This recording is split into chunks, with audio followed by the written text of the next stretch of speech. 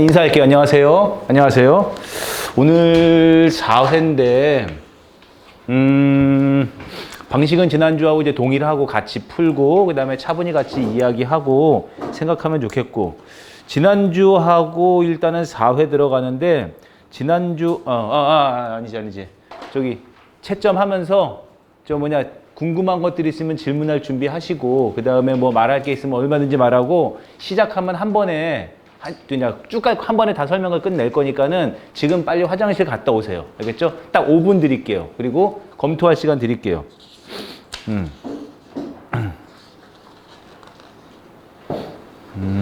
딱 요번에 4회는 아마 이번에 국가직 시험은 요 스타일로 나오지 않을까 예상하고 만든 거예요. 요 스타일로. 딱 요 정도 수준의 요 스타일 정도로 생각했어요. 비와.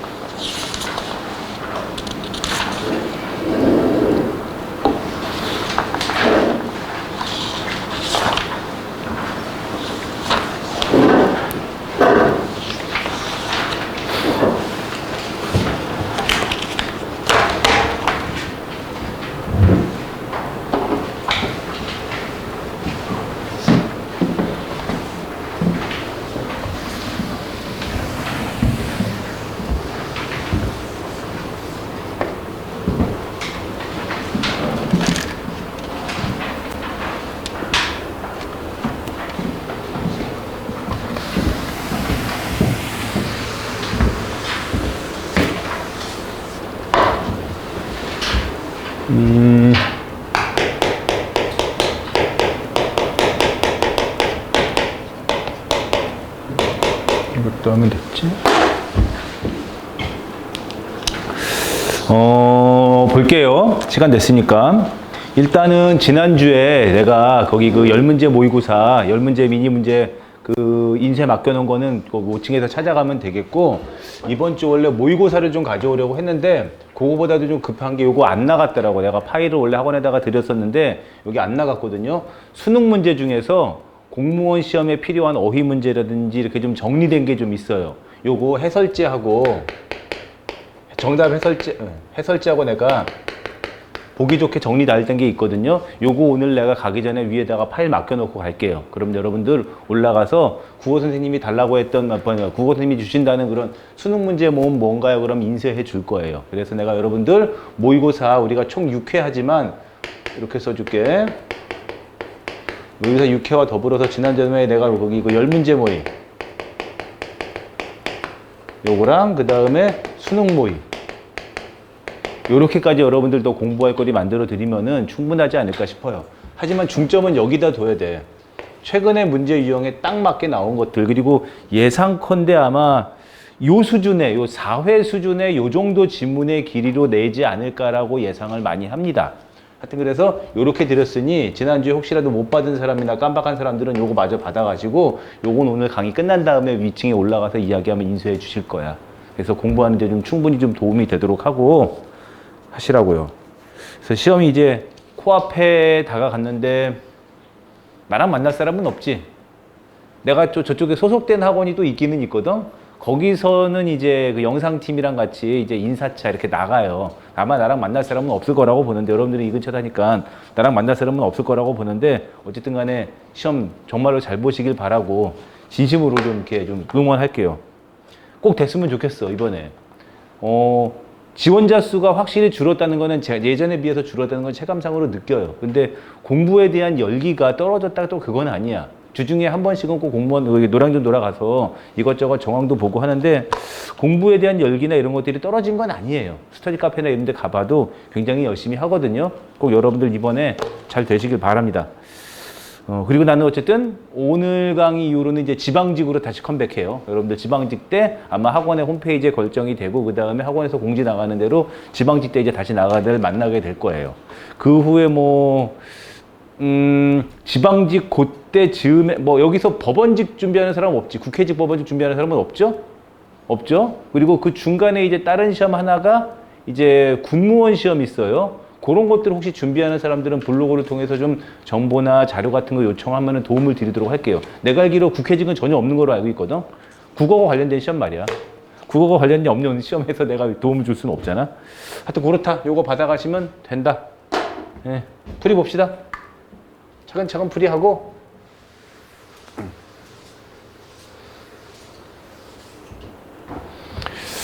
그리고 면접 준비 조심하시고. 자, 1번. 다음 시에 기억이 보기를 고쳐 쓴 것이라고 할 때 문학과, 이렇게. 화면이 좀 작지만 여러분들 같이 보세요. 이 문제 유형은 문학하고 복합 유형이죠. 그 다음에 작문. 이렇게 같이 보는 건데 문학에 좀 치우치면 좀 있는 문제예요. 문학의 그런 특성들을 좀 알아야 되죠. 박목월의 청로인데 그래도 우리가 지식적인 부분을 전혀 그렇게 아예 등한시할 수는 없으니까 청록파 시인이에요. 그렇죠? 1930년대 이때 이후부터 활동했던 그런 청록파 시인이죠. 박목월, 박두진, 조지훈 이런 사람들 뭐 자연 아니면은 그걸 통해서 뭔가 이렇게 여유나 한가로움보다는 자연을 통해서 그냥 자연 정도를 읊는다 이렇게 자연의 신비로움 뭐 이런 것들을 노래하는 시인이다 이렇게 보시면 되지. 다음 시에 기억이 보기를 고쳐 쓴 것이라고 할 때 보기를 고쳐 쓴 것이라고 했으니 그 이후로 가장 적절한 것은 했어요. 가장 적절한 것은 그러니까 보기를 고쳐 쓴 것이니까 얘가 이렇게 간 거지. 그치, 이렇게 가야 되겠지. 문제 의도 정확히 보세요. 아마 요런 정도 수준이지 않을까. 문제 유형은 이거하고 달라질 수 있지만 여러분들 국가직 시험의 수준은 요런 거 정도 수준이진 않을까. 일단은 어떻게 된 거야? 시 감상을 해야 되겠지. 문학에 대한 이해가 필요하니까. 먼 산 청운사 낡은 기와집. 아마 이거 공부한 사람들은 이 시 어디서 본 적 있을 거야. 교과서시고 기본적인 시에 해당이 돼요. 먼 사 청운사 낡은 기와집. 멀다. 뭐 보고 있어요? 산과 거기에 있는 청운사 절을 보고 있죠. 이거 절사자니까. 낡은 기와집을 보고 있어요. 그리고 산은 자하산이고 계절적으로는 봄이 되었어요. 요거보다 좀 가까워졌죠? 어떻게? 느릅나무 속잎 피어나는 12굽이 나무를 보고 있으니까 멀리 숲에 있는 나무까지는 안 보이지만은 숲에 있는 나무까지 아마 이 사람이 계속 산으로 들어가고 있나 봅니다. 그래서 이거 시에서 많이 나오는 게 원경에서 근경으로 시선의 이동에 따른 시상전개 방식이고 지금까지 공무원 시험에서 많이 출제를 했던 그런 문제 유형이지. 그리고 가까운데 뭐 봤어? 청로로 맑은 눈에 도는 구름. 아주 가까운 경치죠. 그래서 시선의 이동에 따른 시상전개이고 보이는 것도 하나 알아두면 좋고. 그리고 자연이고. 여기도 그렇지만 뭔가 신비로움이 숨어 있고. 그런 대표적인 청록파 시예요. 대표적인 청록파 시입니다. 시 주제는 갔어? 아마 시험에는 이런 것들 출제할 거야. 시 하나를 주고서 이의 주제냐, 표현상의 특징이냐 이런 것들 물어볼 테고 이 시가 시험에 나온다 안 나온다라고 단정 지을 수는 없지만 만약에 이 시를 시험에서 출제를 한다면은 시선의 이동에 따른 시상전개 하나 보이는 것이 있고 자연과 신비로움을 주제로 삼는 것들 이런 것들 시험에 출제할 수 있겠지. 근데 그거를 한 번 더 바꿔봤어요. 이렇게 원래는 이렇게 되어 있던 것인데 이렇게 되면 어떻게 되겠느냐. 대상을 추상화했다 하지 않죠? 우리가 추상이라는 것은 물리적으로 만질 수 있고 감각적으로 느낄 수 있는 것이 아니니까 대상을 추상화했다고 전혀 상관없고 얘도 환상적이고 얘도 환상적이야. 청로로 눈가에 무슨 구름이 도냐. 그러니까 환상적인 분위기를 자아내기 위해서도 아니지. 그렇지? 전혀 상관이 없지. 율격의 통일성을 이루지 않아요. 봐봐. 먼 산 청운산 낡은 기와집. 혹시 기억나? 김소월의 진달래꽃 할 때 삼음보시. 산은 자하산 봄눈 녹으면 삼음보 들어간단 말이지. 느릅나무 속잎 피어나는 12구비를 청로로 맑은 눈에 도른구름 해가지고 삼음보 율격인데 여기도 청로로 맑은 눈에 도른구름 했기 때문에 율격의 통일성을 이루는 것하고 상관이 없어요. 얘도 삼음보가 느껴지고 얘도 삼보를 느낄 수 있기 때문에 여기서든 구조적 안정감을 누릴 수가 있습니다. 상관이 없어요. 시적 진술이 분명해지는 것하고도 상관이 없고 봐봐. 얘는 청로로 맑은 눈에 도는 구름. 경쾌하게 끊어지지만 여기는 말이 길어졌지. 아무래도 낭독을 좀 더 천천히 하고 그냥 좀 짧게 끊음으로써 대상의 느릿한 움직임을 드러내기 위한 것이 훨씬 낫죠. 그래서 먼 경치에서 가까운 경치를 이렇게 천천히 이렇게 뭐랄까 카메라가 천천히 먼 경치에서 가까운 경치로 쭉 천천히 이어져 내려오는 것을 글로 표현한 거예요. 이런 문제 유형을 한번 보자고 한 것인데 실제 시험에서는 아마 주제 정도, 그렇지. 그리고 시상 전개 방식 아마 그리고 뭐 사문보 이런 것들을 물어볼 수는 있을 거야. 딱 요 수준 정도. 정답은 어쨌든 4번이고. 시험 잘 봐. 2번 문제는 조금 좀 더 일부러 길게 출제를 해봤어요. 말이 좀 더 길어졌죠? 비문학이에요. 뭐 토론이라고 했지만 실제로는 비문학입니다. 비문학이에요. 뭐 토론을 이 정도로 볼 거는 없고 요거는 그냥 토론이라는 말로 이렇게 감싼 그런 비문학 문제이죠. 차근차근 읽으면서 글의 의도 파악합시다. 이 정도면 잘 보이지, 그지? 근데 하여튼 시험이 이제 얼마 안 남았으니까는 인터넷 카페 이런 데서도 보면은 이제 국가직 시험에 대한 대비로서 이제 후끈 많이 달아올랐어요. 많이들 좀 이렇게 긴장하고 여러분들은 물론 다 이제 국가직하고 지방직까지 다 준비 같이 하는 게 모든 공무원생들의 그런 공통적인 모습이지만 어쨌든 진짜 잘 되길 바랍니다. 자, 애덤 스미스와 내용을 주제로 토론회를 개최했다고 했다. 다음 중 애덤 스미스의 관점. 그래서 이 1, 2, 3, 4 중에서 애덤 스미스의 관점하고 가까운 것, 먼 것 찾아보라 이런 얘기죠. 봅시다. 애덤 스미스와 같은 소위 야경 국가론자. 모르겠어요. 야경 국가가 뭔지 모르겠어요. 야경 국가 뭔지 모르겠어요. 야경이란 말하면 저녁 경치 이런 것밖에 모르겠는데 모르겠어요. 우리 몰라도 돼요. 즉 여기지 시장에 대한 정부의 개입을 최소화한다. 시장에 대한 정부의 개입을 최소화한다는 것이 그 애덤 스미스와 같은 야경 국가론자들의 그런 견해였죠. 시장에 대한 정부의 개입을 최소화한다. 정부가 시장에 개입하는 것을 최소화하는 거야. 그러니까 여기서는 정부의 개입이라는 것, 시장에 정부가 개입하는 것이 무엇인지를 이해하고 알 수 있어야 되죠. 기본적인 상식. 여러분들이 뉴스를 보고 그 다음에 뭐 있어? 일상을 거치고 이렇게 되면은 정부가 시장에 개입하는 것이 무엇이냐 아니냐. 정부가 시장에 대놓고 개입하는 대표적인 사회는 공산사회예요. 공산주의 사회. 그치? 우리나라 대한민국은 자유주의 국가이기 때문에 기본적으로 정부가 시장에 개입을 하나 안 하나 뭐 정부에 따라 달라지기도 하고 아니기도 하고. 참고로 시장에서 정부의 개입과 관련된 것들은 비문학의 주제로 우리 공무원 시험에서도 많이 다뤘어요. 뭐 절대로 나는 정치적인 얘기 견해는 전혀 없지만은 우리가 보면은 지금 현재 정권은 보수 정권, 시장에 대한 개입을 자주 하지 않으려고 하죠.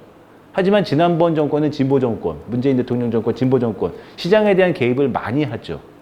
그래서 그 사람들을 두고서 무슨 좌파냐, 빨갱이냐, 공산 이런 얘기를 하는 것들이 이렇게 시장에 대한 정부의 개입, 이 무엇인지를 이해하고 있어야 되고 기본적인 배경 지식이 항상 비문학 할 땐 필요하죠. 이와 같은 시장주의자들은 이들을 시장주의자라 그래요. 시장에 대한 정부의 개입이 최소화되는 것은 당연히 시장을 중요하게 여기기 때문에 그들은 시장주의자예요. 정부의 역할은 시장이 원활하게 작동하도록 뒷받침하는데 최소한 범위에 대해서만 국한하도록 정부가 개입해야 된다는 것이지. 시험에 여기서는 뭐 복잡하게 내진 않았지만 만약에 이 부분을 두고서 비문학 문제로 만약에 일치성이나 이런 거 낸다면은 이렇게 시장에 대한 정부의 개입이 최소화되는 야경 국가론자들도 시장에 대해서 정부가 개입이 완전히 제로인 것은 아니지. 최소화할 뿐이자는 것이지 아예 하면 안 된다 이런 말은 아니에요. 그러니까 만약에 시장에 대해서 야경 국가론자들은 시장에 정부가 개입을 하면 안 된다고 생각한다. 이렇게 되는 것은 잘못된 얘기겠지. 이것도 조심하시고. 정답은 3번이니까 3번 하나 보고 갑시다. 대자본은 소수의 손에 있으면서 대자본은 소수의 손에 있다. 무슨 말인지 이해해요? 큰 자본을 가진 사람들 많지 않잖아. 기업 많지 않잖아. 세습되는 것이 자본주의의 일반적인 경향이다. 그러니까는 재벌 나오고 그 다음에 부자들 나오고 결국 정부가 이러한 세습을 얼마나 억제할 수 있느냐 하는 것이 시장 경제를 보다 공정하고 공평하게 만들 수 있는 관건이지요 라고 했으니 정부가 이러한 세습을 억제한다는 것이 바로 개입이지. 개입이죠. 이거 말이 길어서 그렇지 문제 자체는 어렵지 않을 거라고 난 생각이 들어요. 정부가 세습을 억제한다는 것은 대자본이 소수의 이것도 시장이라고 보았을 때 시장에다가 정부가 개입하는 것이죠. 1번 볼까요? 나머지는 반대 논리야. 나머지는 전부 다 그냥 시장의 중요성을 얘기하는 거죠. 시장이 중요하다.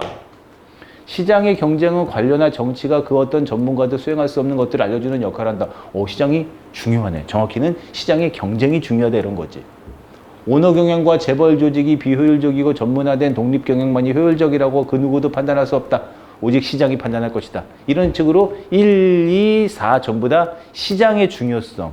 하지만은 3번은 뭐야? 시장에 대해서 억제, 개입해야 된다는 것이기 때문에 반대됩니다. 정답은 3번이고. 됐지? 넘어갑시다. 이렇게. 그래도 친절하게 한마디는 줬어요. 얘는 사설시조라고. 사설시조라고. 자, 우리 머릿속으로 문학사 했던 거 기억 한번 해봅시다. 시조는 고려 중엽 말에 나타났죠. 하지만은 사설시조는 조선 때부터 나타나기 시작하고 서민적이고 해학적이고 웃음을 유발하고 그 다음에 사설조로 이런저런 이야기들을 많이 담은 것이 바로 사설시조예요. 아무리 사설시조라도 이렇게 초장, 그 다음에 중장, 그리고 종장의 3장 구성은 갖춥니다. 그리고 종장의 시작 세 글자도 갖추죠. 이런 것들도 좀 알아두면 좋겠고. 하지만 감상할 줄 알아야 돼. 감상할 줄. 꼭 나올 거야. 꼭 나올 거야. 시 하나, 그러니까 현대시 하나, 고전시가 하나. 둘 중에 하나만 낸다면 현대시 쪽으로 나는 조금 마음이 기울지만 그렇지 않을 수도 있어요. 둘 중에 하나는 무조건 나오는 것이고 둘 다 낼 수도 있고. 그리고 그렇게 있어서 시험 문제에 나올 가능성이 매우 높은 것은 그 시 자체를 이렇게 감상할 수 있느냐 없느냐. 가장 아주 일반적인 문제죠. 이걸 해석할 수 있겠어? 나무도 주제가 뭔지 한 줄 정도는 만들 수 있어야 되죠. 나무도 바위도 없는 산에서 매게 쫓기는 까투리. 그러니까 여기서는 뭐야? 까투리는 거기 꿩이에요, 꿩. 까투리는 지금 위기 상황이죠. 위기 상황이죠. 대천 큰 바다 한가운데에 1천석, 쌀을 1천석이나 실었으면 배가 잠길 수 있잖아. 노도 잃고 닷도 잃고 돛줄도 끊어지고 돛대도 꺾이고 키도 빠지고 갈수록 뭐야? 더하죠? 갈수록 더하죠. 지금 보면은 어떻게 된 거예요? 위기 상황이 심화되고 있죠. 열거하고 있고. 심화되고 있고, 열거하고 있고. 키도 빠지고 바람 불어 물결 치고 안개 뒤섞여 자욱한 날 너무 과장됐다. 너무 심하죠. 사면이 검게 저물었고 천지는 적막하고 사나운 파도가 치고 있고 수적, 해적을 만난 도사공, 뱃사공의 마음과. 그러니까 여기서는 도사공이 위기 상황인데 까투리보다 훨씬 심하다. 근데 엊그제 님과 여인 이별한 내 마음, 그러니까 뭐야? 내 마음이 어디에다 비교하리요? 이 둘보다 내가 훨씬 더 위기가 심하다는 것이지. 그치? 재밌죠? 해학적이죠?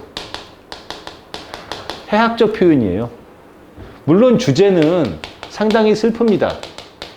이별, 그리고 그 슬픔이지만 이렇게 이별의 슬픔을 해학적으로 재미있게 표현한 그런 사설시죠. 요거 알아두면 좋겠는데 은근 그 공무원 시험에서 교과서 용어를 잘 다루는데 요러한 것들 우리의 고전 문학이 이렇게 보면은 슬프고 괴롭고 힘든 상황을 해학적으로 웃음으로 극복하거든요. 이런 거 갖다가 웃음으로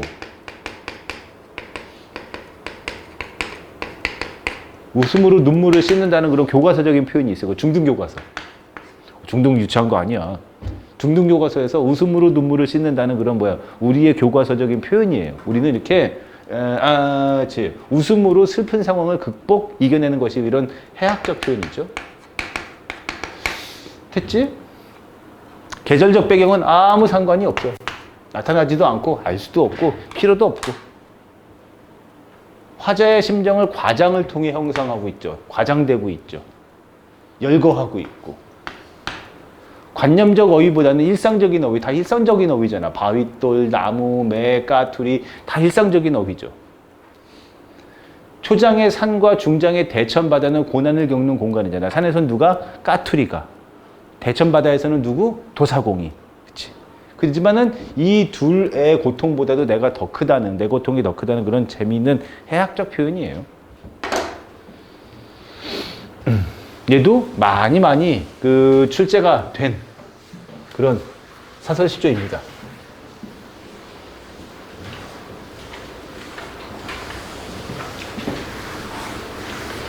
지금 근데 핫한 시장은 이렇게 여러분들 보면은 이렇게 시험을 보고 이렇게 시험을 대비해주는 그런 학원들, 이런 시장들이 있잖아요. 가장 큰 시장은 뭐니 해도 대입시장이에요. 대입시장.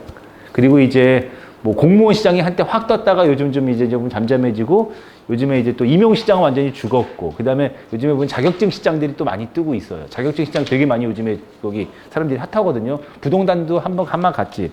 하지만 요즘에 완전히 그냥 대입으로 다 몰리는 느낌이에요. 이번에 의대 정원 2,000명 확정이 되어 가는 것이 맞죠? 그래서 대입으로 많이 몰려요. 대입으로 많이 몰려. 참, 유행과 흐름에 따라서. 자, 봅시다. 4번. 다음은 교양 강좌의 일부이다. 이 강좌에 대한 청중의 평가. 뭐 화법이지만, 화법 맞습니다. 화법 맞지만은 뭐 비문학으로 보셔도 무방합니다. 교양 강좌. 청중의 평가입니다. 이런 문제 중요해요. 시간을 많이 내요. 자동차 한 대가 움직이려면 뭘 말하는 거나 봐. 여러 부품들이 있어야 합니다. 먼저 엔진이 있어야 합니다. 그래야 힘을 내어 바퀴를 굴릴 수가 있으니까요. 이를 조정할 수 있는 핸들도 있어야지요. 가속을 할 수 있는 엑셀레이터도 있어야 하고. 나 이거 4번 있지. 솔직히 말해서 이 4번 문제 거기 그 고등학교 1학년 교과서 학습활동에서 이 지문 긁어온 다음에 거기 학습활동은 주관식 문제인데 그걸 객관식화한 거거든요. 베낀 거 아니죠? 내가 객관식 만들었으니까. 근데 이거 표준어 아니지? 그치? 엑셀 또는 요게 표준어예요. 알겠죠? 엑셀, 자동차. 엑셀러레이터가 표준어인데 상관은 없으니까. 속도를 줄이는 브레이크도 있어야 합니다. 여러 부품들이 자신의 역할에 충실하며 유기적으로 결합되어야 재고시를 할 수 있습니다. 우리 사회도 마찬가지입니다. 씁시다. 이렇게 위에 있는 내용을 비유해서 실제 하고자 하는 내용에다가, 이게 주제죠, 주제. 중심 내용에다가 이렇게 적용하는 방식. 이런 거 갖다가 유추라 그래요. 유추라 그래요. 이 말 알아두세요. 유추. 비유를 통해서 적용하는 거죠. 빗대어 말하니까 한결 이해가 쉽고, 그 다음에 내용이 친숙하죠. 권위자의 말을 인용하지 않았어요. 물음을 던지는 방식 어떻게 생각하십니까? 뭐 이런 것들 없죠. 귀납전개 아닌데 귀납은 이렇게 가면 되지. 귀납은 당연히 알아야 돼. 여기는 지금 이번 문제 회차에선 넣진 않았지만은 추론 문제 너에 들어가니까는 여러 사례의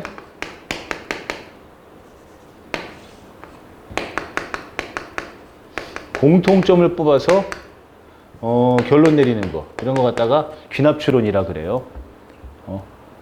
우리 일산에 왔어? 일산에 와가지고 여기 화정이라고 화정 지역에 와가지고 칼국수를 먹었는데 맛있어? 비빔밥을 먹었는데 맛있어? 그 다음에 또 뭐 있어요? 순대국밥 먹었는데 맛있어? 아, 화정 지역은 음식이 다 맛있다라고 뭐예요? 귀납추론에 의해서 결론 내릴 수 있는 것이죠. 이거 알아도 어쨌든 지금 여러분들 나하고 시험은 2024년 국가직 지방직이잖아. 그리고 지난번에 개편 예시문항이 나온 것은 2025년부터 적용된다는 것이잖아. 2025년 적용되는 개편 예시문항에는 추론 문제가 1.5문제가 들어갔다 그랬지. 귀납추론, 유비추론, 그 다음에 뭐 있어요? 논리추론 문제가. 근데 원래 우리 국가직 지방직 구급시험에서는 추리추론 문제가 나오진 않았었어요. 뭐 아주 간단한 유비추론 정도 나온 적은 있어도 대놓고 3단 논법 내지 않았었거든. 그래서 내가 지난번에 한번 1, 2, 3회 할 때 한번 2회인가 해서 내가 한번 연습용으로 한 번만 해봤지 여기는 안 넣었는데 혹시라도 이 중에서 절대로 재수없는 소리 하는 거 아니에요. 여러분들 중에서 내년까지도 보시는 분들은 내년 강의에서는 추론 비중이 확 늘어날 거야. 추론 이런 것들. 귀납추론 당연히 알고 있어야 되죠. 내년을 위해서라도. 어쨌든 정답은 3번이고 빗대어 말하고 있고요. 귀납추론은 들어있지 않습니다. 핸들은 표준어가 맞고 하지만은 엑셀러레이터는 틀렸어요. 얘도 틀렸지. 어이의 엑셀이 어딨어. 근데 이거 교과서 글이거든? 교과서 글인데 왜 이런지.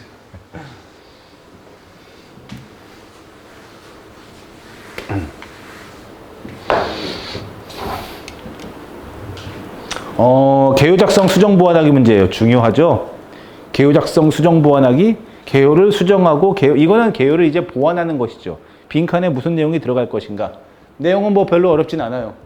문제 자체는 어렵진 않습니다. 빈칸에 들어갈 내용, 빈칸에 들어갈 내용 찾는 것이니까 어렵진 않아요. 제목 찾으라는 것이고 결론 찾으라는 거야. 그러니까는 서론, 본론 내용을 보면서 제목, 결론, 주제는 무엇이 될 것인가를 보면 되죠. 전통문화의 의의와 전통문화 보존의 실태에 대해서 말했어요. 서론에서는. 전통문화는 중요하고 그 다음에 전통문화가 어떻게 잘 보존되고 있는 것인가. 이루어지지 않은 문제점, 대책, 방법. 그러니 제목에서는 아닌 거 빼봅시다. 뭐 전통문화의 우수성 그럴 수 있다고 생각하지만은 국제 경쟁력 상관없죠. 아닌 것 하나씩 빼봅시다. 그 다음에 보존과 개선 딱 좋네. 딱 좋네. 효율적인 방법을 통해서 전통문화를 보존하고 계승하자. 딱 좋죠. 쉽습니다. 외래문화와의 조화도 상관이 없고 외래문화를 도입하자는 것도 상관이 없고. 에이, 틀렸지. 그치? 세계화 틀렸고 해외 진출도 틀렸으니까 정답은 2번이고 절대 어렵지 않아요. 아마 이런 식의 면밀히 검토했거든요. 작년, 재작년 국가적 문제 면밀히 검토했어.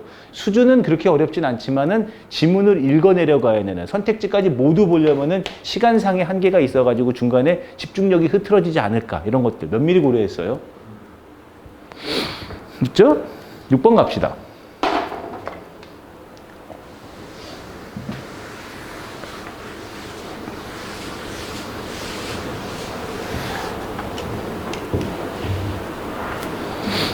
고쳐쓰기 문제예요. 고쳐쓰기 문제. 밑줄을 주고 고쳐쓰기 문제 하기도 하고 그냥 기역, 니은, 디귿, 리을로 가기도 하는데 혹시 이런 식으로 보기 준 다음에 고쳐쓰라라고 한다는 것은 얘를 얘로 고쳐쓰는 것이잖아. 이해돼? 얘를 얘로 고쳐쓰는 것이잖아. 여기에 문제가 있다는 거지. 그치? 얘는 이 문제를 해결을 했다는 것이지. 이 문제 인식하고 가야 돼. 고쳐쓰기 문제 나오면은 뭐야? 아, 잘못된 글에서 올바로 고쳐보는 것이야. 요 방향 과정 이해하고 선택지를 먼저 보는 것도 좋아요. 선택지하고 기억하고 왔다 갔다 해야 되니까. 문장이 장황하대. 장황하다는 말 알아요? 너무 길다. 계속 중원부원 계속 쓸데없는 말 계속 한다. 보자고요. 흔히 요즘 세상을 지식정보화 사회라고 하는데 과거에는 그렇지 않았는데 요즘은 지식과 정보가 부가가치를 상상하는 중요한 대상으로 떠올랐다. 이 정도면 좀 지루하다고 할 수 있지 않아요? 좀 끊어주면 좋겠는데. 흔히 요즘 세상을 지식정보화 사회라고 한다. 과거에는 그렇지 않았다. 하지만 요즘은 지식과 정보가 부가가치를 행사하는 중요한 대상으로 떠올랐다. 이렇게 좀 끊어주면 좋겠는데 나중에 여러분들 자기소개서 쓸 때 이 중에서 일부 직렬 사람들은 지역 사람들은 자기소개서 있잖아. 그럴 때 보면 이렇게 끊어주는 게 좋죠. 자, 흔히 요즘 세상을 지식정보화 사회라고 한다. 아, 오케이. 여기까지 보면 더 볼 게 없지? 1번은 맞는 얘기예요. 맞는 얘기죠. 반면은 서로 대조되는 내용입니다. 반면에 그렇지 않은 것이지. 사람들은 필요한 정보들을 빨리 얻으려고 이용하고 있다. 안 되지. 기억의 마지막에 뭐라 그랬어? 요즘은 지식과 정보가 부가가치를 생산하는 중요한 대상으로 떠올랐다. 사람들은 필요한 정보를 빨리 얻으려고 한다. 하면은 반면, 그러나가 아니라 뭐가 돼? 그래서, 그렇기 때문에 뭐 이런 식으로. 반면 안 되죠. 반면은 대조되는 내용이니까. 맞는 얘기예요. 맞는 얘기죠. 하지만 첨단 매체는 정보 자체를 줄 수 있을지는 몰라도 정보를 활용하고 생산하는 능력을 키워주지는 못한다.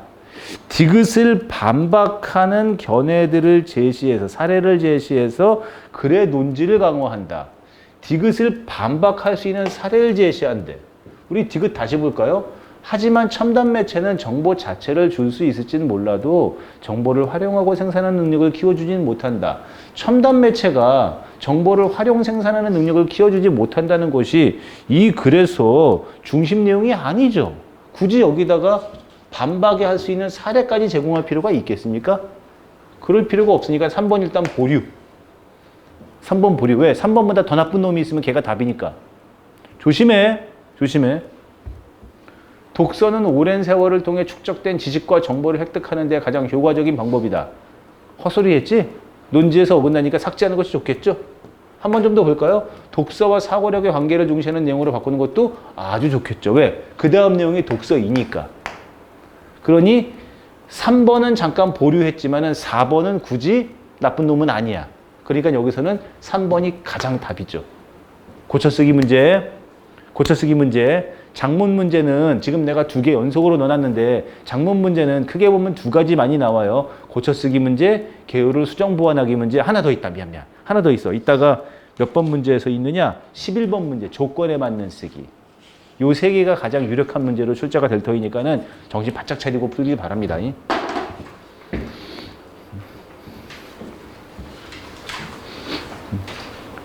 기사 봤어요? 이제는 인공지능 챗 GPT 이런 것들 불과 1년 반 전의 인공지능보다도 훨씬 더 버전이 높은 인공지능이 걔의 능력을 상회해요. 상회해요. 누구나 무료로 쓸 수 있거든요. 그리고 한국형 인공지능도 나왔고 여러분들 빨리 공무원 합격하셔서 인공지능과 이런 것들의 세계를 마음대로 누리시고 빨리 철밥통 차신 다음에 열심히 여러분들의 세계를 펼쳤으면 좋겠어요. 이번이 적기예요. 적기예요. 이 적기. 내년이 되면 또 몰라요. 공무원 시장은 한 2, 3년 주기로 출렁출렁 움직이거든. 갑자기 또 내년, 내후년 돼가지고 공무원 한다고 난리칠 수 있으니까 이번에 꼭 붙으시길 바랍니다. 진짜 바라는 마음이에요. 아, 김동리의 역마죠? 혹시 김동리의 역마 대표작이에요. 그치, 우리 고전문학이 된다. 근현대 소설 중에서 대표작 중에 하나죠. 여러분들 내용을 알면 더 좋은데 혹시라도 내용을 모른다 하더라도 이 문제의 논리를 통해서 풀 수 있게는 해놓았어요. 하지만 여러분들 김동리 역마 줄거리 자 10초 줄 테니까 한번 머릿속으로 한번 쭉 읊어봅시다. 처음 들어봤습니다. 문제 있는 거야. 나 이거 분명히 기본 이론 강의할 때마다 언급했어요.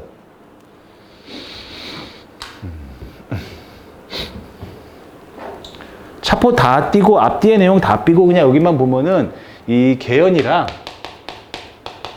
그 다음에 성기랑이 뭐랄까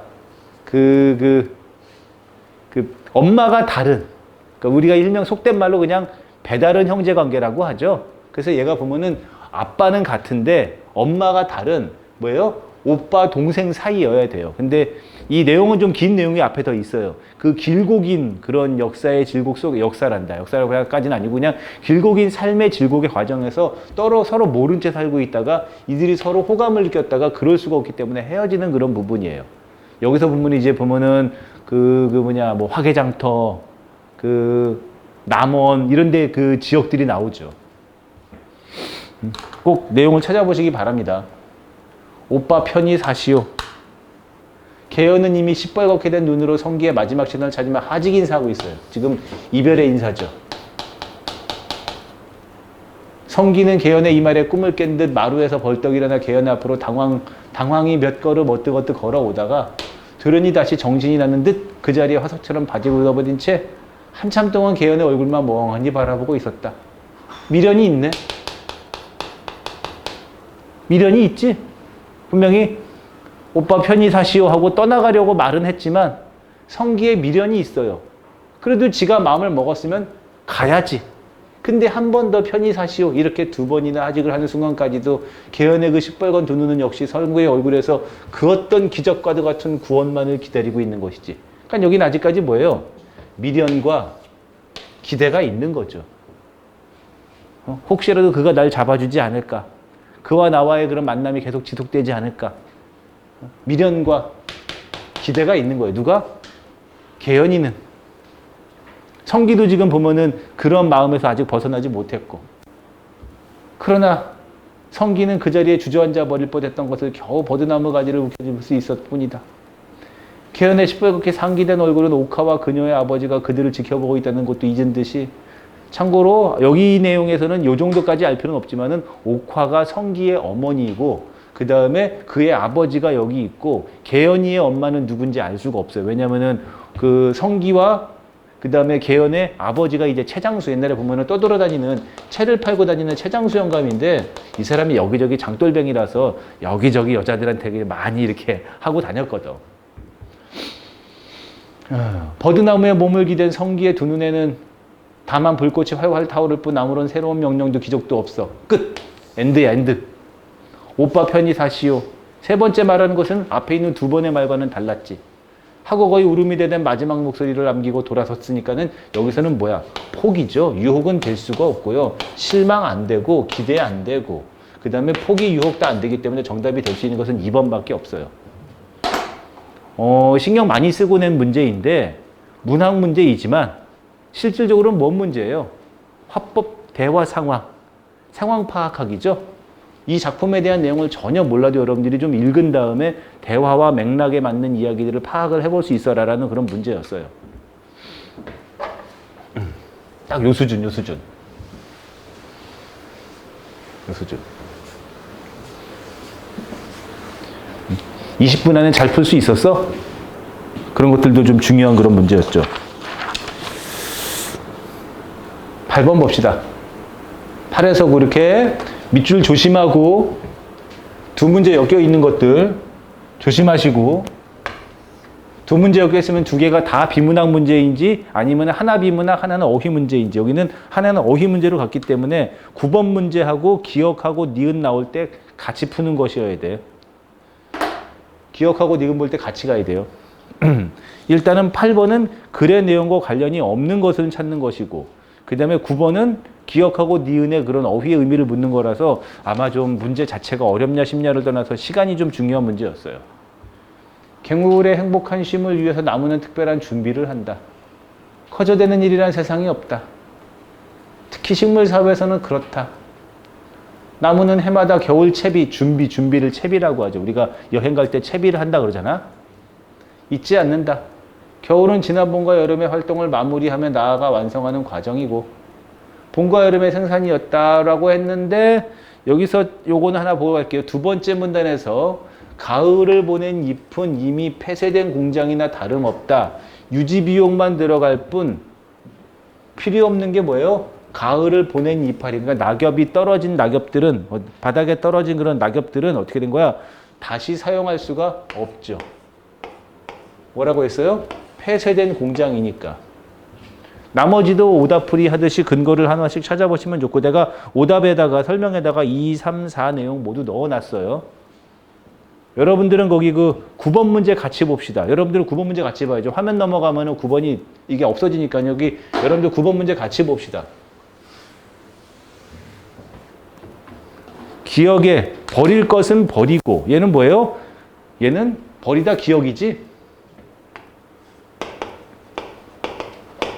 어떻게 돼 있어요? 거기 가지거나 지니고 있을 필요가 없는 물건을 내던지거나 쏟거나 쓰지 못할 것을 내던지다 이런 뜻으로서 버리다 기억 맞죠?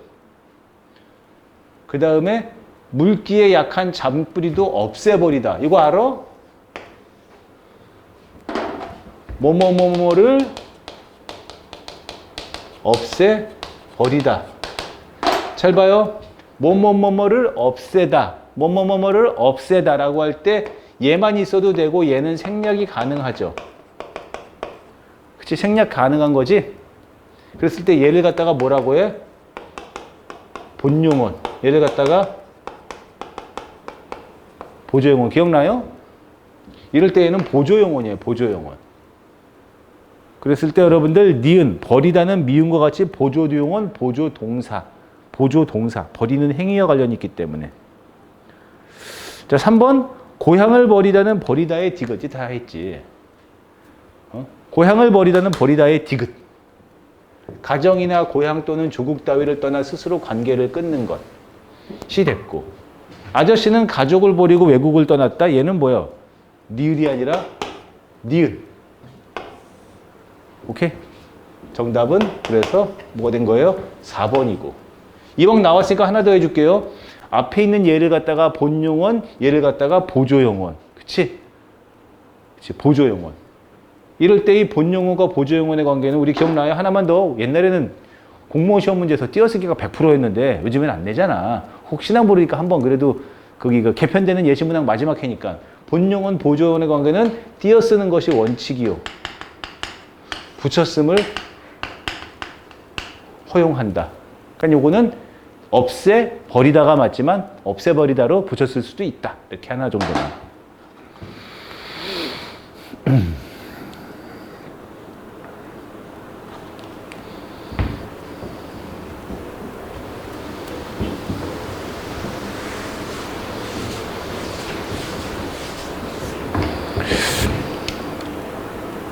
자, 10번.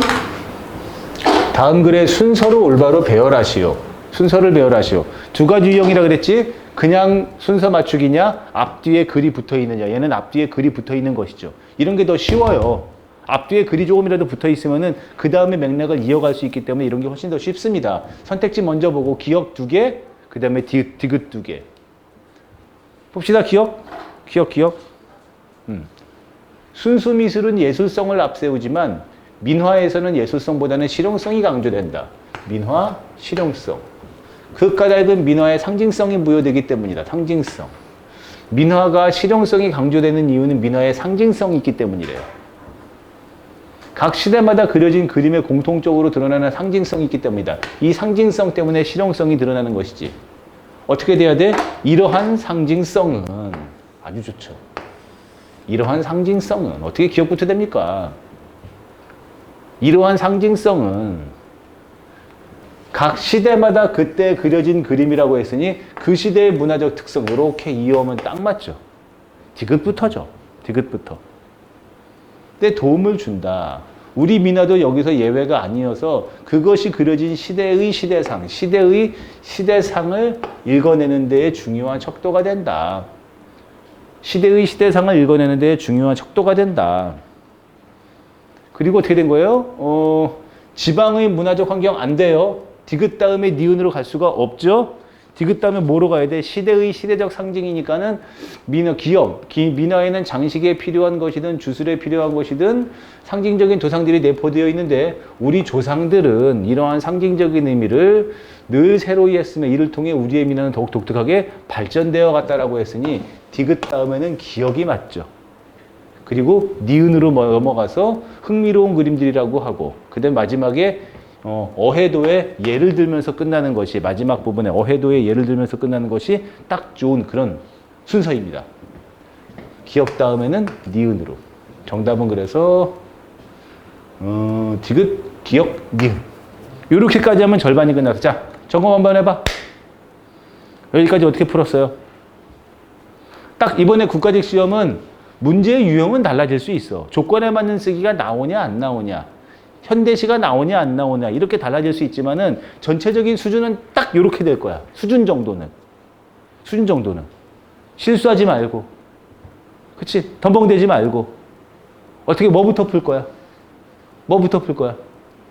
이번에 비문학에서 이거 순서 맞추기는 별로 어려운 게 아니었거든. 자, 여러분들 이제 시험 얼마 안 남아 코앞이잖아. 어떻게 할 거야? 순서 맞추기 나중에 풀 거야? 순서 배열하기. 만약에 순서 배열하기가 지문이 졸라 길고 기억, 니은, 디귿, 리을, 미은까지 갔다 그러면 걔 나중에 푸는 게 좋다. 나중에 푸는 게 좋은데 어떻게 할 거야? 순서 맞추기는, 순서 배열하기는 나중에 풀 거야? 먼저 할 거야? 그냥 순서대로 풀 거야? 좋아하는 거 먼저 풀었다 나중에 싫은 것들 나중에 풀 거야? 어떻게 할지 마음속으로 준비가 다 되길 바랍니다. 이제 시험 코앞이야. 코앞. 지우고 하프타임이 끝났으니까 이제 11번 갑시다.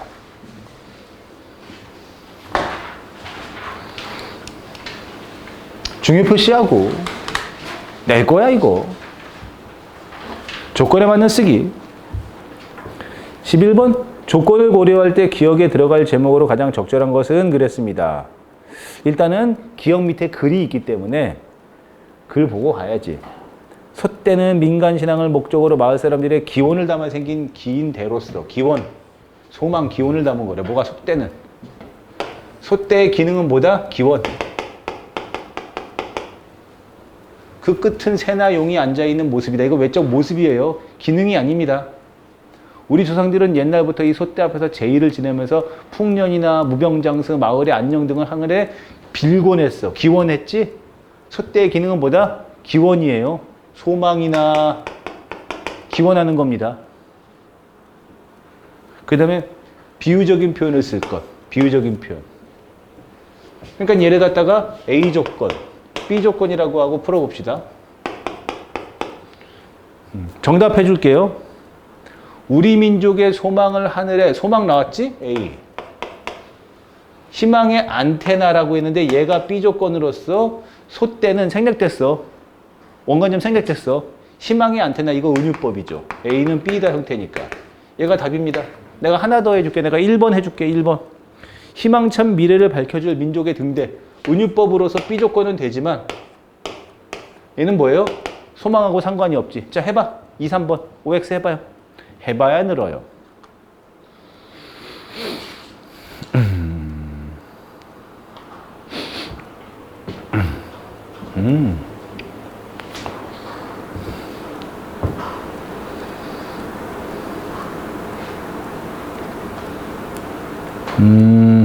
이번은 힘찬 날개, B 조건은 있는데 얘도 소망하고 상관이 없고 무병풍년이나 무병장수를 빈다고 했으니까 소망은 맞지만은 얘는 비유가 없죠. 요런 정도 수준.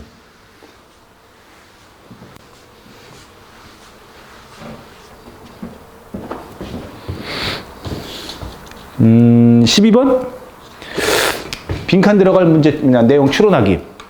빈칸 추론 반드시 낼 거예요. 근래 들어 멜라토닌이라는 호르몬이 많은 관심을 끌고 있다. 멜라토닌. 이는 멜라토닌을 사람과 동물에 투여하면 숙면을 취할 수 있고 멜라토닌이 체내에서 산화작용을 막아 노화 방지에 효과가 있다는 등의 연구 결과가 나왔기 때문이다. 멜라토닌이 관심을 받는 이유죠.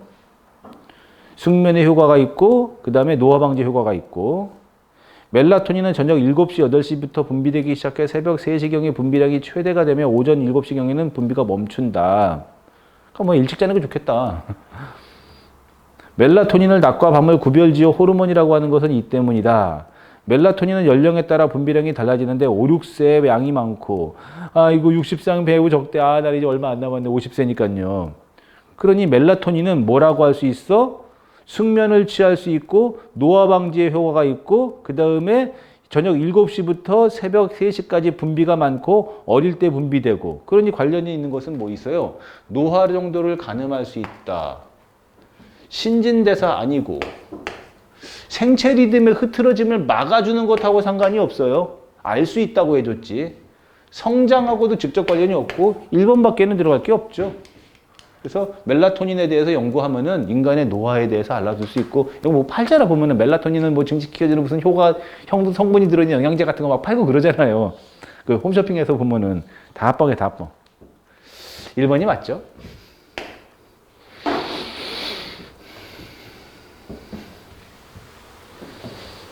뭐 멜라토닌의 성장을 돕는 그런 기능성 식품, 뭐 이렇게. 식약처에서 효과를 입증한 뭐 이런 것들. 뻥이죠, 뻥. 13에서 14는 이제 연관지문 문입니다. 문제는 뭐 있어요? 13번 문제 글쓰기 전략, 뭐 내용 전개 방식이에요. 그리고 14번은, 낼까? 14번에 대해서 이야기 한번 해봅시다. 어떻게 출제를 할지. 어휘 문제인데, 한자식이 어휘 문제죠. 낼 거예요. 대중교통 이용 시 현금이 필요 없는 시대가 되었다. 교통카드만 있으면 버스나 지하철을 쉽게 이용할 수 있기 때문이다. 교통카드는 지갑이나 가방에 넣은 채로도 단말기 근처에 대서 대기만 하면 대중교통을 이용한 거리에 따라 자동적 요금이 지불이 된다. 보편화되었죠? 그 13번에 3번 교통카드가 보편화된 사실을 제시해서 독자의 관심을 유발하고 있어요. 카드는 어떻게 작동하기에 이처럼 요금이 자동으로 처리될 수가 있는 것일까? 4번 물음을 통해 제시하고 있죠. 교통카드로 요금을 지불할 수 있는 것은 카드와 단말기 사이에 있는 라디오 주파수 어쩌고 저쩌고 기술적 원리죠. 기술적 원리. 1번. 13번에 1번. 기술적인 원리. 됐지? 그리고 13번에 2번. 교통카드 관련 기술의 발전 방향에 대한 이야기는 없습니다. 발전 방향은 X. 정답은 그래서 13번엔 2번이고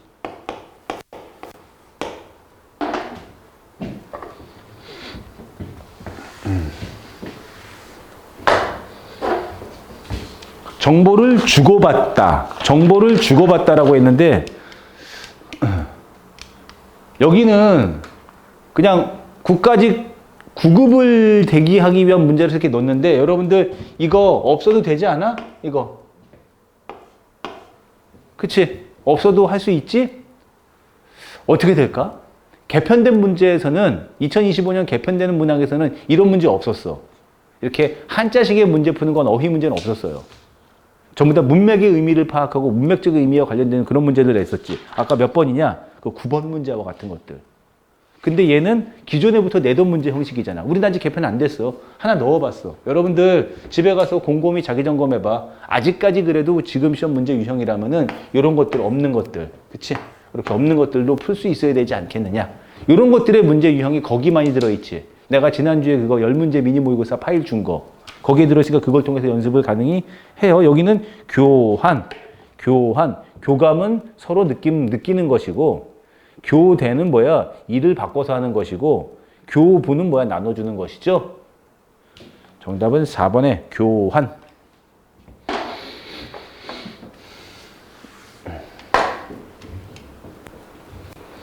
자, 15번 좀 길어요. 조금 좀 길게 뺐어요. 여러분들 시험에서는 요 정도 선에서 끝나면 딱 좋겠는데, 여기. 그렇다면 이러한 상황에 와서 어떤 해결책이 나올 수 있을까요? 라고 하는 사회자 말 정도에서 끝났으면 좋겠는데, 모의고사다 보니까는 조금만 좀 더 길게 뽑았습니다. 조금 좀 더 길게 뽑았어요. 자, 사회자의 말하기 방식 동그라미 치고, 사회자 말에 중점을 둬야 되겠죠? 최근 교육의 위기를 말하며 이를 해결하기 위해 교사와 학부모 간의 불신을 해소해야 한다는 말이 나오고 있습니다. 진짜 그래야 돼요. 전문가를 모시고 말씀을 나눠보겠습니다. 먼저 지금의 학교 교육을 현실을 어떻게 바라보고 있는지에 대해 말씀해 주세요. 어때요? 그 전문가에게 질문을 하죠. 전문가에게 말해달라고 요청하고 있어요. 이래야지만 전문가가 그 주제에 대해서만 말을 할 수 있기 때문에 이 대화가 원활하게 진행이 되겠죠. 아무래도 전문가가 나왔기 때문에 얘는 좌담 정도가 좋아요. 좌담.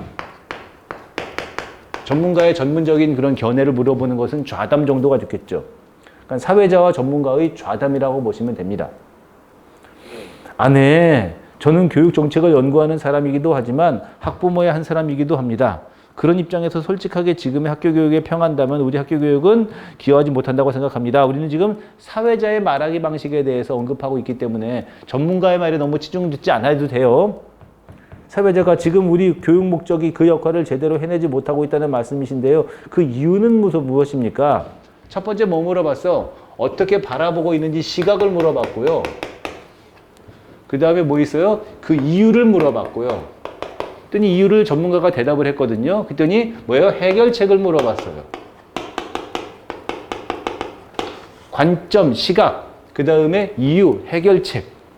그리고 마지막에 잘 들었습니다. 말씀 감사합니다. 이건 인사니까. 별로 중요한 건 아니죠. 뭐가 좋아요? 전문가의 주장에서 잘못된 점을 지적하지 않았고요. 전문 용어를 풀이하지도 않았어요. 뭐 전문 용어라고 할 만한 것도 특별히 없습니다. 시청자로 하여금 다양한 관점에서 문제를 해결할 수 있도록 유도하는 건 아니죠. 해결책에 대해서 물어보긴 했지만 해결 방안을 너희들이 만들어 보아라고 유도하고 있지도 않아요. 뭐예요? 단계별로 화제를 제시했다. 이거 공감할 수 있겠어? 단계별로. 그치? 단계별로 화제를 제시했다? 주제별로 화제를 제시했다고 해도 상관은 없어 보이는데 단계별. 그렇지. 뭔가의 문제점에 대해서 말할 때는 시각, 그렇게 발생하는 이유, 해결책. 1단계, 2단계, 3단계로 단계별로 말을 할 수 있잖아. 전문가의 말을 이끌어내고 있는 것이죠. 2번이 좋아요.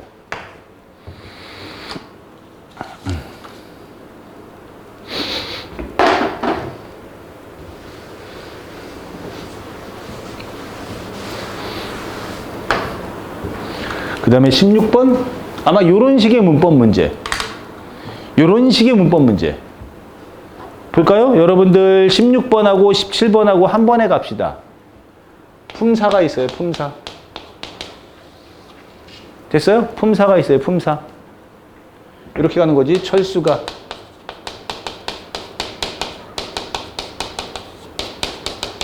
학교에 간다. 나 분명히 말하는 게 2025년 개편 예시문학에도 문법 문제가 2개가 들어갔어. 그렇기 때문에 혹시라도 올해 준비하는 사람들도 마찬가지고 내년 준비하는 사람들도 기본적인 문법 공부는 해야 돼요. 2문제 들어갔어요. 2문제. 갑시다. 얘 두 개는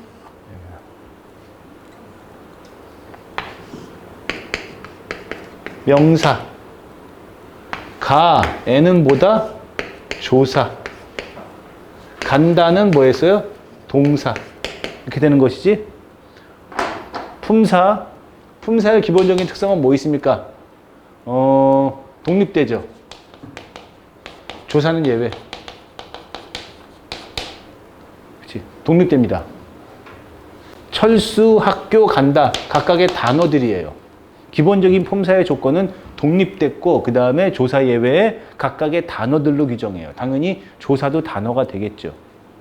단어가 되겠죠. 그래서 우리 품사는 이렇게 품사 전체 그려볼 수 있겠어? 품사 체언 명사 대명사 수사 그 다음에 관계연 조사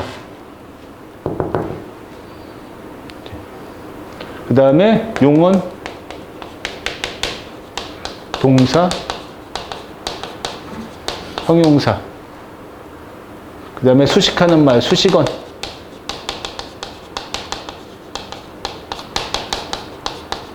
부사 그리고 마지막에 독립언 어디 있어요? 감탄사 그치? 그래서 영어는 팔품사 우리말은 구품사 영어는 팔품사 우리말은 구품사 기본적으로 얘는 해야지. 그지? 그지? 여러분들 공무원 시험에 잘 나올 만한 그런 문법 파트 어디 있어요? 먼저 단어, 형태소 파트. 그 중에서 우리가 단어에서 뭐 많이 있는다 그랬어? 단일어, 합성어. 아니, 단일어, 복합어. 합성어, 파생어. 통사적 합성어, 비통사적 합성어. 이런 것들. 그리고 품사. 단어가 나왔으니까. 그리고 문장 성분. 그리고 그 이후에 뭐가 되는 거예요? 문장의 짜임이니, 사동, 피동이니, 높임, 표현이니 이런 것들이 나오는데 뭐가 출제될지 모르겠어요. 개편 예시문항에서는 두 개 언급했습니다. 개편 예시문항에서는 뭐 있어요? 첫 번째는 그 합성어, 파생어. 그리고 또 하나가 그 마지막에 있죠. 높임 표현. 이렇게 두 개 언급했죠. 지금 얘는 얘에 관련된 거니까 다시 쭉 빼가지고 다시 얘기합시다. 조사는 이렇게 일반적으로 체언 뒤에 붙어가지고 문장에서의 쓰임과 자격을 부여하는 것으로서 조사는 크게 봤을 때 뭐 있어요? 첫 번째, 격조사.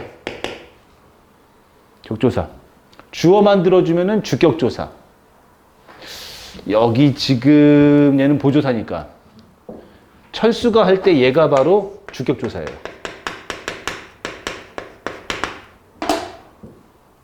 격조사. 얘는 학교에 가다 용언 수식하지. 얘는 뭐 있어요? 부사격조사. 격조사. 그리고 특정한 의미를 더하는 보조사, 보조사. 철수가 학교에 가다 대신에 철수는 학교에 가다. 철수도 학교에 간다. 그러면 뭐예요? 보조사 쓴 거예요. 보조사. 하나가 더 뭐 있어?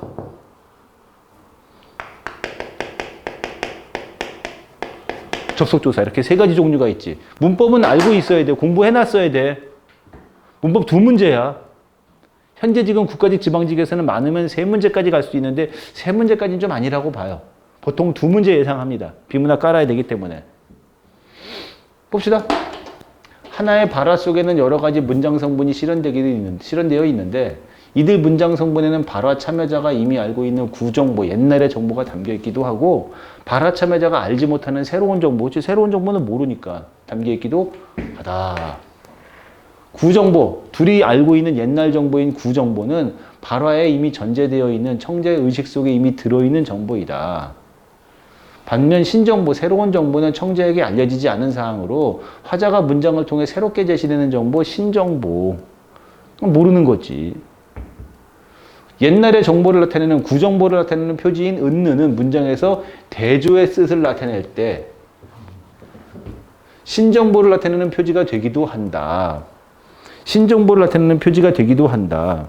그건 어떻게 된 거야? 은는이 문장에서 대조의 뜻을 나타낼 때에는 신정보가 되기도 한다. 원래 은는은 옛날에 정보를 나타내는, 구정보를 나타내는 그런 보조사였는데 얘가 대조의 뜻을 지닐 때는 신정보를 나타내는 녀석이기도 하다. 어디 있어? 저는 담배를 피우지는 않지만 상대방이 뭐야? 술은 마신다라고. 상대방이 내가 술을 마시는 걸 몰랐지. 그치? 물론 내가 담배를 피우지 않는다는 것도 몰랐을지도 몰라. 하지만 얘는 뭐야? 3번에 술을 마시지 않는다는 것을 상대방이 몰랐단 말이야. 보통 이런 거 그래. 혹시 술, 담배 하시나요? 이렇게 물어보잖아. 또는 술이나 담배 하나요? 이렇게 물어봤을 때 뭐야? 저는 담배는 피우지 않지만 술은 마십니다라고 새로운 정보를 알려준 거죠. 그럴 때 쓴 대조죠. 대조. 그치? 새로운 정보를 알려주는 거. 뭐 술은 마신다니까 당신하고 여기는 이제 또 2차적인 의미는 뭐야? 제가 담배는 피우진 않지만 술은 마십니다. 언젠가 술 한잔 하시지요라는 제안도 들을 수 있잖아. 새로운 정보니까. 대조를 통해서 새로운 정보를 알려준 거죠. 1번 볼까요? 나는 거칠 것 없는 바다의 사나이. 나는 말이야. 원래는 내가여야 되는데 나는이니까 이건 뭐야? 강조를 통해서 흥미를 돋우는 그런 표현이죠. 그 다음에 2번 식사는 하고 다녀야지. 다 강조예요. 그렇게 천천히 걷다가는 수업 시간에 못 들어올 거야. 지각할 거야. 얘도 전부 다 강조의 보조사. 하지만은 대조 아니에요. 그쵸? 구정보를 나타내는 그런 강조의 보조사들. 나는 거칠 것 없는 바다의 사나이다를 선언한 것이고, 아무리 바쁘시더라도 식사는 하고 다녀야 되죠. 구정보와 관련된 강조의 보조사죠.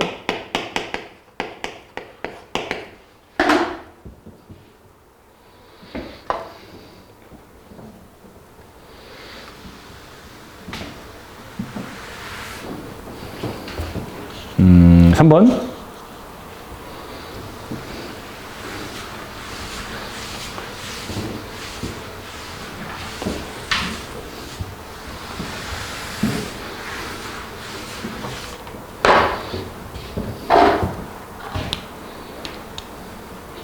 그 다음에 17번은 형용사와 관형사를 구별하래. 야, 이 17번 문제는 원래 예전에 문법을 많이 냈을 때는 되게 많이 냈던 문제예요. 그냥 옛날에는 그냥 이렇게 냈어요. 이 17번 문제에서 보기 같은 거 전혀 없이 밑줄 친 1, 2, 3, 4 중에서 품사가 다른 것은 이렇게 물어봤어요. 옛날에는. 밑줄 친 말 중에서 품사가 다른 것은.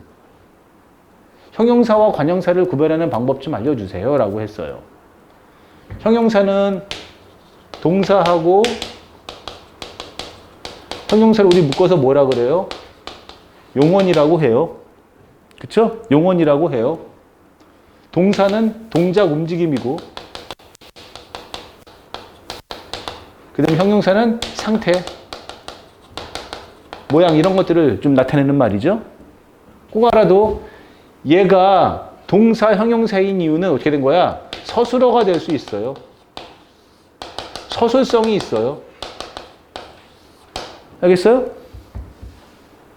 이거 많이 물어봤던 게 이런 것들이지.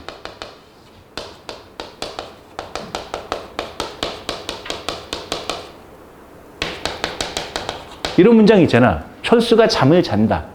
철수가 잠을 잔다라는 문장을 만들 수가 있는데 이 문장을 이렇게 바꿔보자고. 철수가 이렇게 해보자고.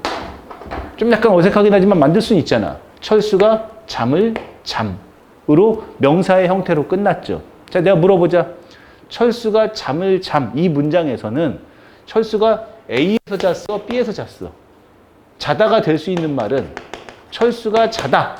철수가 자다. 야가 될 수 있는 말은 A에서 자다야, B에서 자다야. 여기서 잤죠? 그쵸? 그렇기 때문에 이 둘은 품사가 다른 거예요. 어디다 할 수 있어? 철수가 꿈을 꿈. 철수가 그림을 그림. 모두 할 수 있지. 얘가 서술성을 지니고 있는 거죠. 얘는 그냥 뭐야? 드림을 하는 그냥 이거일 뿐이잖아. 이렇지. 슬립. 잠이라는 그런 하나의 개념이잖아. 서술성은 여기에 있는 거죠. 그렇기 때문에 얘는 품사가 뭐다? 얘는 명사고 얘는 동사예요. 동사. 얘는 품사가 동사예요. 옛날에 여러분들 불과 한 3년 전에 공무원 시험 준비할 때 이거 못하면 바보 소리 들었어. 공무원 준비 공부 안 했냐고. 지금은 근데 시대가 달라져가지고 여러분들이 좀 보면은 약간 의아해할 수가 있는 건데 그래도 문법 문제가 2개가 나오기 때문에 이 정도는 해야 돼. 그래서 기본 이론 강의 중에서 해야 될 건 해야 되는 거죠. 여기도 봐봐. 옷이 새. 얘는 서술성 자체가 없지. 여기서 말하는 새라는 말은 뉴이기 때문에 서술성 자체가 없죠. 옷이 새다 아니잖아. 그치? 옷이 새롭다 안 되잖아. 그러면 다른 말이잖아. 새하고 새롭다는 다른 말이니까. 방법이 딴 안 돼. 아예 서술성 자체가 없지만은 처리가 빠르다. 그치? 처리가 빠르다. 서술성이 있죠? 얘는 뭐예요? 형용사. 얘가 동사가 아닌 형용사인 이유는 빠르는 되지 않기 때문에 얘는 형용사. 기본형은 뭐다? 빠르다. 서술성이 있는 형용사고 나머지는 전부 다 옷을 꾸미고 딴일 방법을 꾸미고 웬이 웃음을 꾸미는 전부 다 품사가 뭐다? 관형사. 참고로 이거 17번 문제 어디서 갖고 온 거냐면은 지금으로부터 한 2, 3년 전에 고등학교 1학년 수능 모의고사에서 갖고 왔어요. 거기서 원래 보기가 하나 더 있었는데 그 보기 하나 빼고 거기서 갖고 온 문제예요. 수능에서 낸다고 하잖아.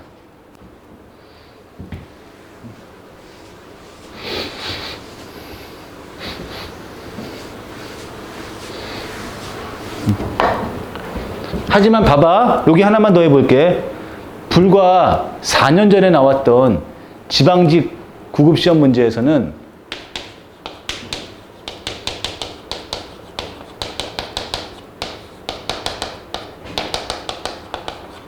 이 헌과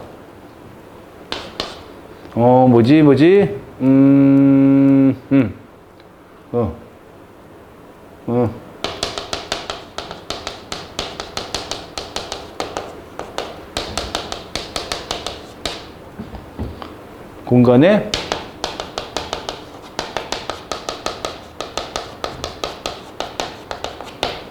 이 헌하고 이 헌과 이 헌은 품사가 달라요. 이 문제가 불과 4년 전에 나왔던 국가직 문제야. 지방직? 네, 아니. 옷이 헐다 안 되지. 이 문장에서. 그치? 하지만 여기는 뭐야? 쓰레기장을 헐다 되지. 그죠? 얘는 관형사. 얘는 동사. 이렇게까지는 안 나온다 하더라도 이렇게 나와야지. 현재 지금 추세 방향은 보기를 주고 기초적인 그런 사례를 물어보니까. 자, 다시 한번. 설마 여기서 문법을 나는 아예 제꼈어요. 안 돼. 그치? 기본적인 품사. 문장 성분. 그리고, 품사 이전에 그게 나와야 되는데, 단어의 종류. 단일어, 복합어, 합성어, 파생어, 통사적 합성어, 비통사적 합성어. 그치? 내 자료, 내 블로그에 오시면은요, 거기서 단어의 종류 자료 다 받을 수 있다고 내가 여러 차례 얘기했어요. 그리고 높임 표현, 사동 표현, 피동 표현, 뭐 이런 것들, 시간 표현, 기본적인 문법에 대한 이해는 필요합니다. 맞춤법 표준어는 이제 웬만하면 이제 안 나올 거예요. 맞춤법 표준어는.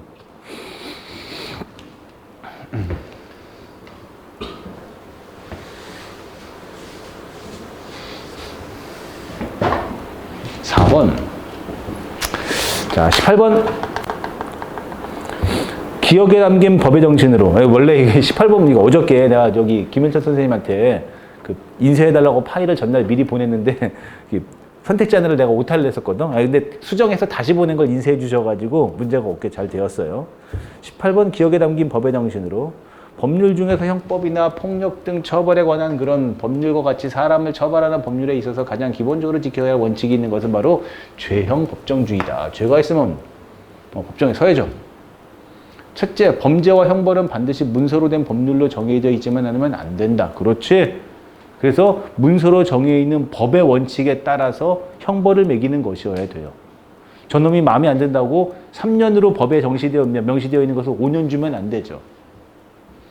둘째, 어떤 사람을 처벌하기 위한 법률은 반드시 그 사람이 행동을 하기 전에 미리 만들어져 있는 법이어야 돼.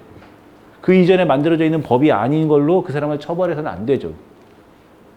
셋째, 형벌을 해석하고 적용할 때는 엄격하게 해야지 융통성 있게 해석한다는 명목으로 법에서 명확하게 정하고 있지 않은 것과 유사하거나 비슷한 경우에 확대 적용해서는 안 돼. 그러니까 여러분들 막 보면은 막 파렴치한 인간들 있잖아. 그 수많은 사람들의 전세금에 갖다가 수천억 원을 좀 사기치고 그냥 감옥에 가서 5년 살고 나오면 되거든요. 그렇지. 그런 사람들 보면 우리가 뭐야 한 50년은 먹이고 싶지만 그럴 수 없는 거예요. 법에 명시된 것이 있으니까. 그러니까 판사들을 너무 욕할 것이 아니라 법을 고쳐야지.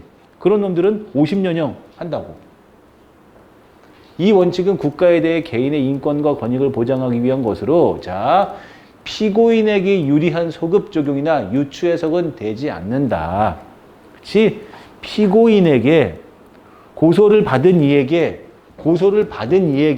고발, 고소장을 받은 나쁜 새끼에게 유리한 소급 적용이나 유추 해석은 허용될 수가 없는 거예요. 왜? 법은 국민의 행복과 권리를 증진해야 되기 때문에 최소한의 도덕이 아니고 얘는 잘못됐어요. 강제성하고 상관이 없고 평등이 아니라 법은 국민의 행복과 권리를 증진을 원하기 때문에 그치? 국민들을 위해서 누구한테 줘 주고 누구한테 못 주고 그러면 안 되잖아.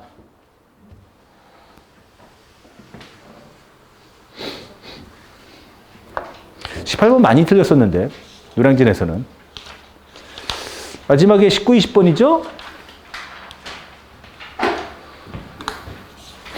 19, 20번이죠? 다음 글 읽고 물음에 답하시오. 쓱 한번 봤더니 19번 주제 찾기.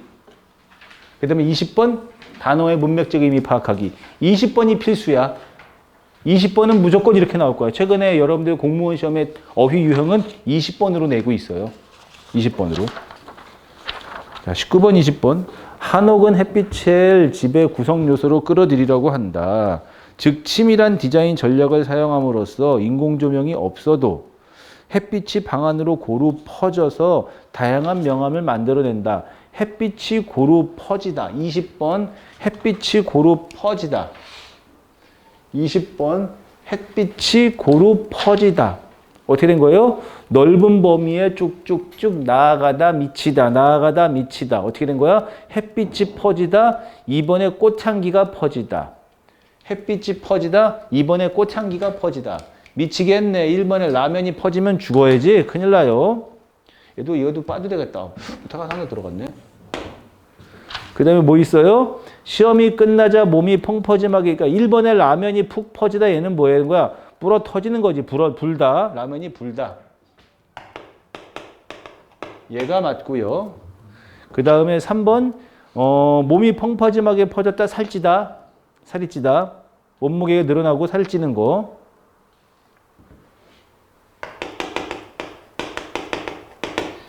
그 다음에 4번에 사람들은 목적지에 도착하자 푹 퍼졌다. 이건 뭐가 된 거야? 늘어지는 거지. 힘들어서. 늘어지는 거죠.